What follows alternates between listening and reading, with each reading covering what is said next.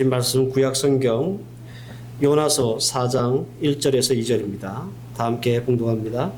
요나가 매우 싫어하고 성내며 여호와께 기도하여 이르되 여호와여 내가 고국에 있을 때에 이러하겠다고 말씀하지 아니하였나이까. 그러므로 내가 빨리 다시스로 도망하였사오니 주께서는 은혜로우시며 자비로우시며 노하기를 더디하시며 이내가 크시사 뜻을 돌이켜 재앙을 내리지 아니하시는 하나님이신 줄을 내가 알았음이니이다. 아멘. 오늘부터 다시 구약 성경으로 돌아와서 소선지서에 대한 말씀, 특별히 요나서를 중심으로 해서 니느웨에 대한 말씀을 선포하도록 하겠습니다. 12권의 소선지서가 아주 좀 복잡하고 또 어려워 보이지만 크게 세 개의 카테고리가 있다고 이미 말씀을 드렸습니다. 그리고 이 세 개의 카테고리를 나누는 기준은 하나님의 말씀을 받는 대상이 누구냐에 따라 나뉜다고 그랬어요. 예를 들어서 이 말씀이 북이스라엘을 향하느냐 혹은 남유다를 향하느냐 아니면 느니웨를 향하느냐 이런 식으로 구분이 되는데, 그래서 크게 세 가지로 이렇게 구분을 하는 겁니다. 소선지서 첫 시간에 제가 호세아서와 아모스서에 대한 말씀을 나눴는데요. 이들이 사역했던 곳이 어디예요? 북이스라엘이었습니다. 그죠? 그래서 여러분들 12권의 소선지서이지만 공식처럼 외우시면 됩니다. 북이스라엘을 상대로 하나님의 말씀을 전했으니까 호세아서, 아모스 딱 이 두 가지밖에 없는 거예요. 오늘부터는 니느웨라고 하는 곳에 말씀을 선포한 이 소선지서에 대한 말씀을 드리겠습니다. 소선지서 12권 중에 니느웨에 대해서 말씀을 선포한 선지자는 요나 선지자와 나훔 선지자 두 명밖에 없습니다. 그것도 공식처럼 외우시면 되겠죠. 요나와 나훔 그러면 무조건 어디라고요? 니느웨다 이렇게 보시면 될 것 같습니다. 요나 선지자는 자신이 북이스라엘 출신이에요. 그리고 앞서 우리가 나눴던 그리고 배웠던 호세아 선지자와 아모스 선지자하고 배경이 같아요. 이 요나 선지자도 북이스라엘의 왕 여로보암 2세가 활동했던 BC 793년에서부터 753년까지 활동했던 선지자입니다. 그러니까 호세아, 아모스, 요나 이 선지자들은 서로 그 활동 시간이 겹치는 거예요. 이에 반해서 같은 니느웨에 대한 말씀을 선포했던 나훔 선지자는 요나로부터 100년 이후에 나타난 선지자입니다. BC 한 663년에서 612년 정도로 추산을 합니다. 대부분. 왜 이렇게 추정하냐 하면 나훔서에 보면 노아몬이라고 하는 도시가 망하는 사건이 나와요. 노아몬이 어디냐 하면 지금 이집트의 루소입니다. 세계사적으로 보면 그때가 BC 663년이었어요. 그리고 세계사적으로 정확하게 날짜가 나와 있는 건데 아수르가 망한 시기가 612년이었습니다. 그래서 아마 대충 그 시간 동안 나훔 선지자가 활동하지 않았는가 이렇게 본단 말입니다. 당연하게 이 요나 선지자와 나훔 선지자의 선포했던 말씀이 내용이 달라요. 요나 선지자는 회개를 선포했다면 나훔 선지자는 심판과 멸망을 선포합니다. 앞으로 몇 주간 동안 이 요나서를 중심으로 해서 나훔서를 우리가 참고해 가며 느니웨에 대한 말씀을 여러분들과 함께 나누고자 합니다. 먼저 우리가 꼭 질문하고 넘어가야 될 것이 있습니다. 그게 뭐냐 하면 왜 굳이 니느웨인가라는 겁니다. 이게 무슨 뜻이냐 하면 여러분들 니느웨라고 하는 동네는 이방 나라예요. 여러분 우리가 앞서 배운 호세아서나 아모스서의 배경이 됐던 북이스라엘 있잖아요. 그 북이스라엘은 이스라엘 백성들이잖아요. 그런데 하나님은 그 북이스라엘 백성들에게 보낸 선지자는 딱 2명밖에 없고, 그리고 여로보암 2세 때만 보냈어요. 그런데 이방 나라에 선지자를 2명 보냈을 뿐만 아니라 무려 100년이라고 하는 시간을 아우르면서 이 니느웨에 하나님의 말씀을 전했다라는 겁니다. 더군다나 이 니느웨로 대표되는 이 아수르라고 하는 나라는 선지자를 2명 정도 보낼 만큼 그렇게 가능성이 있거나 착한 나라가 아닙니다. 니느웨라고 하는 이곳은요, 지금의 그 이라크의 모술이라고 하는 동네인데요. 세계사적으로는 아시리아, 그리고 우리 성경에는 아수르라고 나오는 제국의 수도가 이 니느웨입니다. 이 아시리아를 무너뜨린 제국이 바벨론이잖아요. 그래서 바벨론이 워낙 이렇게 유명하기 때문에 우리가 상대적으로 아스리아 혹은 아수르에 대한 어떤 이해가 많이 좀 부족한 건 좀 사실인데, 이 아시리아라고 하는 제국은요, 보통 제국이 아니에요. 인류 역사상 사람이 이 땅에 존재하고 처음으로 제국을 만든 그 나라가 이 아시리아입니다. 아수르. 최초의 제국이었어요. 어느 정도 땅이 컸냐면 지금 중동의 대부분 나라와 이집트, 그리고 터키, 그리고 마게도니아 일부까지 다 아시리아의 식민지였습니다. 성경에서는 북이스라엘과 이집트만 정복한 걸로 나와 있는데 세계사를 보면 굉장히 큰 땅을 정복으로 가지고 있었습니다. 아수르는 최초의 제국이었기 때문에 제국을 운영하는 시스템 혹은 정책 뭐 이런 것들이 있었을 거 아니에요. 그죠? 이것들은 나중에 후에 제국들이 되는 나라들, 예를 들어서 바벨론, 그리스, 페르시아, 로마 이런 나라들에게 굉장히 큰 기준이 되었고 롤 모델이 되었어요. 그러니까 아시리아가 실시했던 정책이나 이 시스템은 나중에 생길 제국들이 차용할 만큼 굉장했다라는 겁니다. 제가 이렇게 아수리아에 대한 말씀을 계속 좀 구체적으로 드리는 이유가 있어요. 이 아수리아에 좀 대해서 우리가 알아야 이 요나서를 이해할 수 있기 때문에 그래요. 이 아수르가 인류 최초의 제국이 될 수 있어도 여러 가지 요인이 있거든요.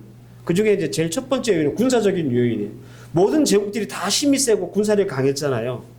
그런데 이 아수르라고 하는 제국도 마찬가지입니다. 그런데 특별한 게 하나 있어요. 그게 뭐냐 하면 공성전술이라고 하는 거예요.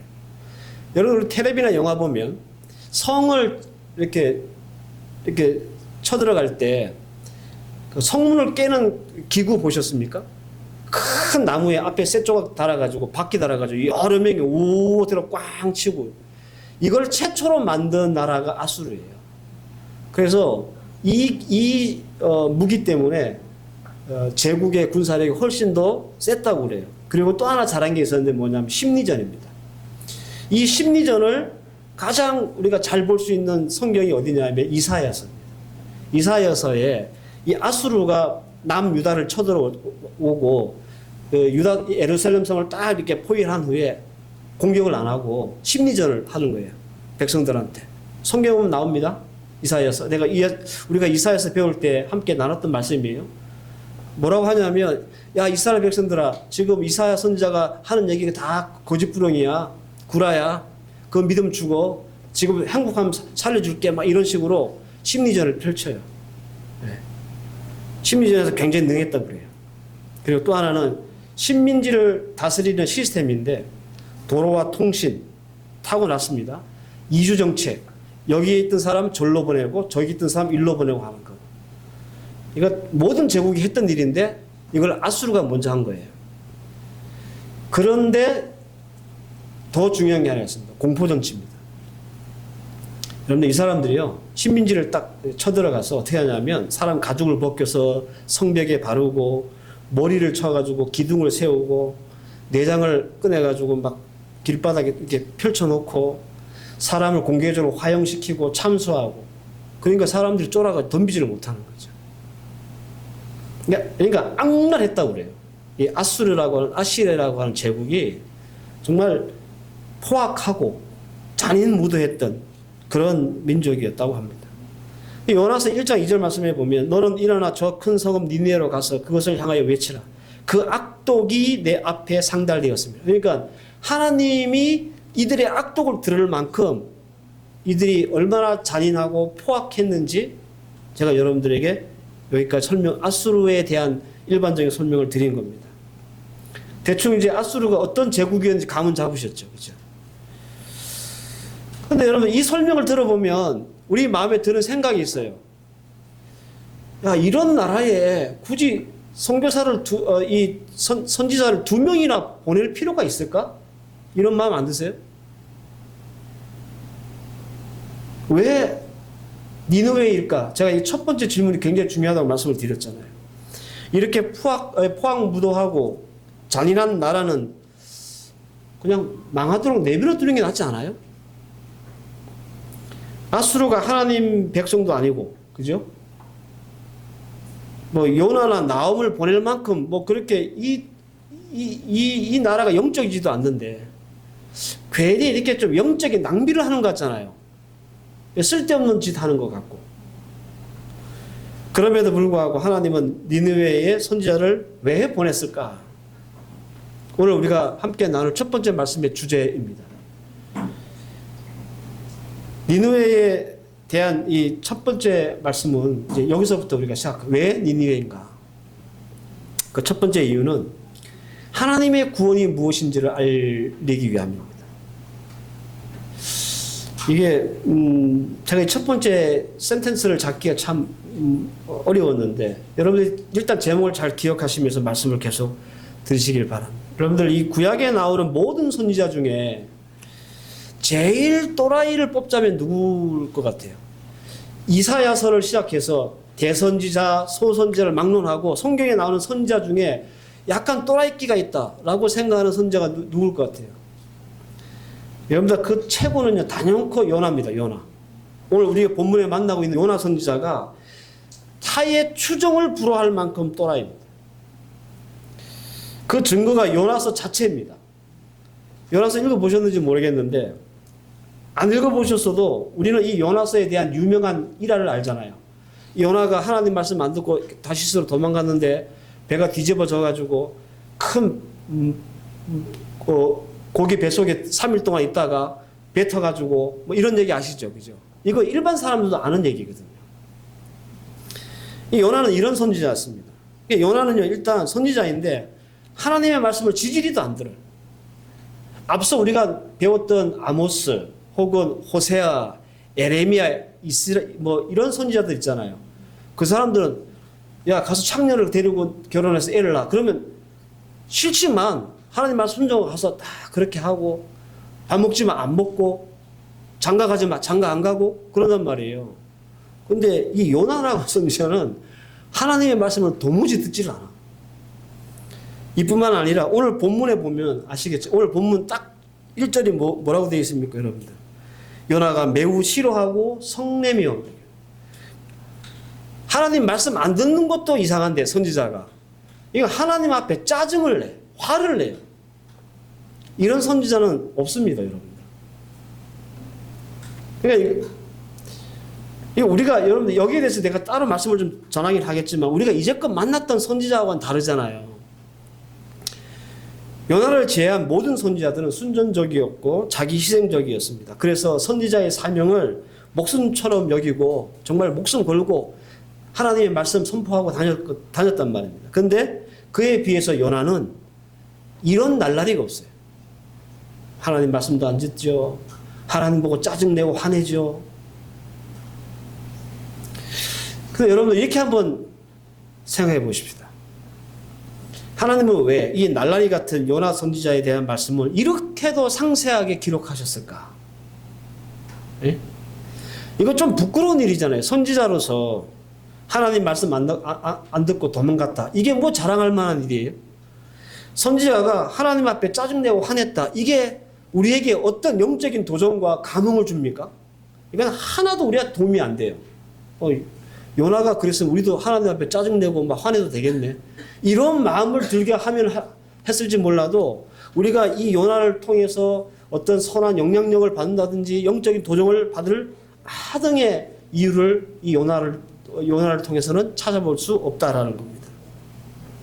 그럼에도 불구하고 요나의 이 또라이 짓을 낱낱이 성경에 기록한 이유는 지금 요나가 주장하고 있는 생각과 마음과 행동이 구원에 대한 우리의 생각과 우리의 마음이라는 겁니다.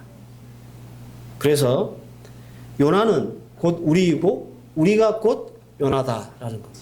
이거 여러분들 꼭 기억하셔야 돼요. 적어도 하나님의 구원에 대해서 그렇다라는 겁니다. 우리는 하나님의 구원이 얼마나 넓고 깊고 높은지 모릅니다. 그럼에도 불구하고 우리는 요나와 같이 판단합니다. 요나는 니느웨 같은 인간들 말씀을 들을 자격도 없다고 생각했잖아요. 하나님의 구원은 그들에게 과분하다고 생각했잖아요. 그래서 하나님이 니느웨로 가라고 그랬는데 다시스로 도망간 거 아니에요. 그죠? 그런 포악하고 잔인한 인간들은 하나님이 그들을 구원하는 그 구원이 아니라 심판을 받아야 된다고 생각했던 것이 요나였습니다. 그래서 배 타고 도망갔고 니느웨가 회개했을 때 니느웨가 하나님의 말씀을 듣고 막 짐승들까지 다 회개하고 그랬을 때 요나는요, 오늘 읽었던 본문에 나오죠. 화내고 짜증을 냈어요. 하나님 앞에. 여러분, 냉정하게 우리는 요나와 다를까? 솔직히 우리의 원수가 하나님의 말씀을 듣고 은혜를 받고 회개하는 것이 좋습니까? 그리고 그 원수가 회개한다면 그게 우리에게 온전한 믿음으로 받아들여집니까? 예를 들어 볼까요? 아동 성폭행했던 조두순인가? 그죠? 만약 그 사람이 교도소에 있을 때 하나님 말씀을 듣고 은혜 받고 회개하고 성도가 되었다. 그런 스토리 가진 사람들 많죠. 조폭도 있었고. 그래서 이제 만기 복역을 다 마치고 출소를 했어요. 그래서 교회 나왔는데 우리 교회 나왔어요. 그럼 여러분들은 그런 사람을 믿음의 한 형제를 우리가 믿고 보통 성도들을 맞이하듯이 그렇게 따뜻하게 우리가 맞이할 수 있습니까? 여러분 있을 것 같아요? 안 될 것 같죠? 그죠? 그 가만히 저도 생각해 봤거든요. 저도 안 될 것 같아요. 왜 안 될 것 같습니까? 그 사람이 받았다고 하는 구원이 의심스럽잖아. 그죠? 정말 저 사람이 구원받았을까? 왜 우리가 그 사람이 받았다고 하는 구원을 의심하죠? 그 사람이 저질렀던 과거의 만행 때문에, 그 사람의 죄 때문에, 그가 받았다는 그 구원이 우리가 인정이 안 되는 거예요. 그래서 앞서 제가 말씀드렸던 것처럼 요나가 우리고 우리가 요나라고 말씀을 드리는 겁니다. 유명한 말 있죠. 사람은 고쳐 쓰는 게 아니다. 그죠? 이거 참 진리 같아요. 이게 맞는데, 우리 일상으로 경험해 본 바로는 정말 사람은 고쳐 쓰는 게 아닌데, 구원의 영역에서는 안 그렇다는 거예요. 그런데 그 구원의 영역에서조차도 우리는 어떤 마음을 품고 있냐면, 여전히 같은 마음. 사람은 고쳐 쓰는 거 아니야.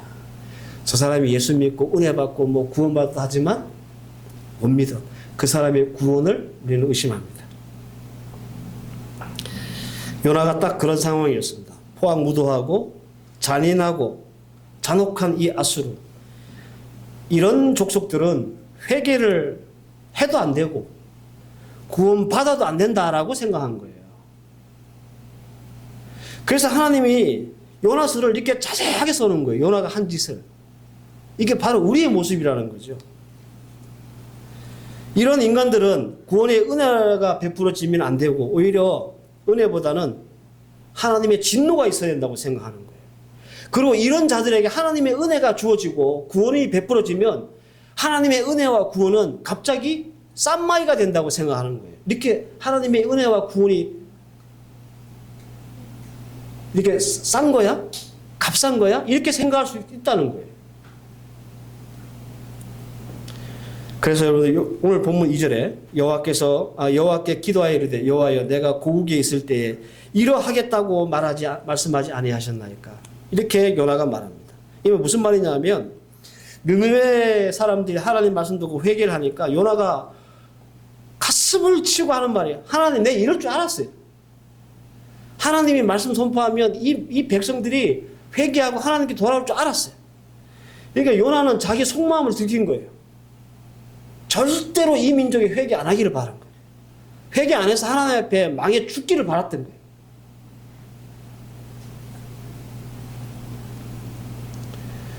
사랑하는 성도 여러분, 하나님의 전적인 주권으로 행해지는 이 구원의 은혜는 우리가 가늠할 수 있는 게 아닙니다. 하나님의 구원은 마치 우주 같아서 우리로서는 알 수가 없습니다. 그럼에도 불구하고 우리는 그 구원에 대한 구원의 은혜에 대한 기준이나 자격이나 심정을 가지고 그것으로 사람을 판단하고 재단한다라는 겁니다. 누구처럼? 요나처럼. 그래서 우리는 하나님의 구원이 베풀어질 때 그 구원의 은혜와 반대편으로 도망을 가는 거예요. 느니웨로 가지 않고 다시스로 도망갔던 요나처럼. 여러분들, 예수님이 십자가에 달려 돌아가실 때 같이 십자가형을 당했던 두 명의 강도가 있었습니다. 기억하시죠? 어느 쪽인지 모르지만 한편 강도가 예수님에게 그랬습니다. 주님, 당신이 오늘 계실 때 나도 거기 있게 해주십시오. 회개한 거예요. 그죠? 예수님이 그랬잖아요. 오늘 너와 내가 낙원에 있으리라. 또 구원받은 거예요. 맞습니까? 근데 여러분 생각해 보세요. 당시에 십자가에서 사형을 당했다는 것은 일평생 악한 짓만 하던 놈이라는 뜻이에요. 단 한 번도 선하게 살아본 적이 없는 사람이 죽을 때 십자가에 달려 죽어요. 여러분, 우리가 그의 삶과 구원을 어떻게 해석하고 이해해야 합니까? 요나와 같은 마음을 가지고 있는 우리의 입장에서 그 사람을 바라보면 그 사람은 구원받으면 안 돼. 아이씨, 뭐 평생 나쁜 짓 하다가 왜 구원받는 거야? 그죠? 지옥 가야지. 그래서 우리는 하나님이 베푸신 구원을 이해 못하는 거예요. 그럼에도 불구하고 우리는 어떤 마음을 가지고 있냐면 그 강도는 구원받아서는 안 돼. 당연히 죽어야 돼.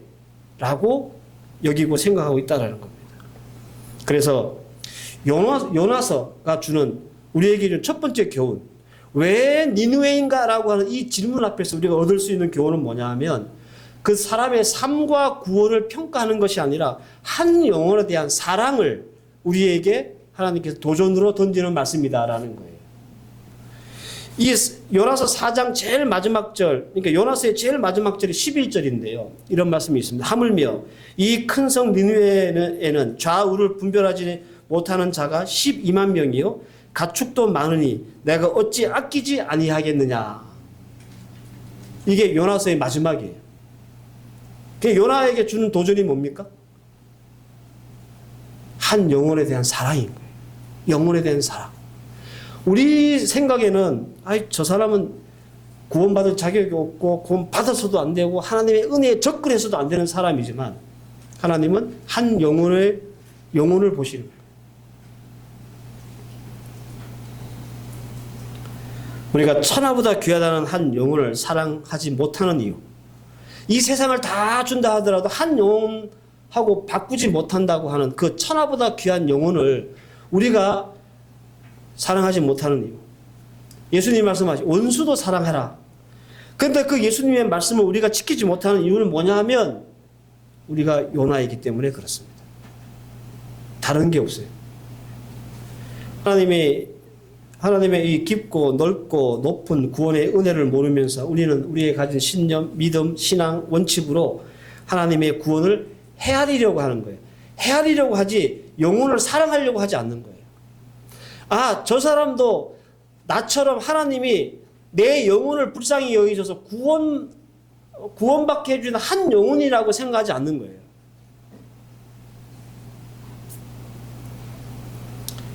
요즘 교회는요, 극단적으로 갈리고 있습니다.